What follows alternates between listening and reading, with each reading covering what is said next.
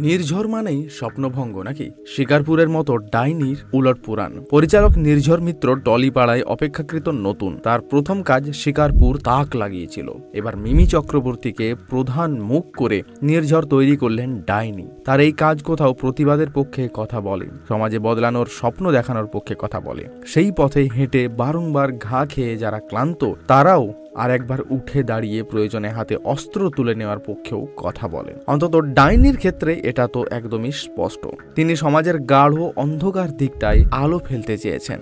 উত্তরবঙ্গের একটি অঞ্চলের দুই বোনের গল্প। পাতা অর্থাৎ মিমি বিয়ের জন্য বাড়ি ছেড়ে লন্ডনে চলে যায়। তার বাবার একটা সম্পর্কের সূত্রে বাড়িতে আসে বোন, যার সঙ্গে একেবারেই সখ্য গড়ে ওঠে না পাতার। বোন লতাও পাতাকে প্রায় না বুঝেই ডাইনি বলে ডাকে। এরপর কিছুটা সময় কেটে যায়, দেশে ফিরে আসে পাতা। একটা বিশেষ কারণে লতার খোঁজ শুরু করেছে। সে বোনকে কিভাবে খুঁজে পাবে, সেটা করতে গিয়ে একটা গ্রামের মাথার সঙ্গে কি ভয়ঙ্কর লড়াইয়ে জড়াবে, দুই বোনের সম্পর্কের সমীকরণ কিভাবে বদলাবে, তা জানতে হলে ওয়েব সিরিজের এই 6টি এপিসোডকে কিন্তু একবারে দেখে নিতে হবে। ওয়েব সিরিজের অধিকাংশ অংশেই মিমির মুখে গভীর ক্ষত। এমন লুক নিয়ে ওয়েব সিরিজ করার জন্য নায়িকার সাহসের তারিফ করতেই হবে। বিশেষ করে তুফানের মতো ছবিতে যখন গ্ল্যামারাস লুকে তিনি দেখিয়েছেন, এখানে একটা চরিত্র এই ধরনের চরিত্র করার জন্য তাকে সাহস দেখাতেই হয়েছে। তেমনি নির্ঝরের পুরো গ্রামটিকে জীবন্তও করে তুলেছে সে। মিমির বোনের চরিত্রে কৌশানী মুখোপাধ্যায় ভালো কাজ করেছেন। একজন অসহায় ডাক্তারের চরিত্র আছে, যা দর্শকের মনে গভীরভাবে প্রভাব বিস্তার করবে। সেখানেও অভিনয় দক্ষতা উল্লেখ করার মতো।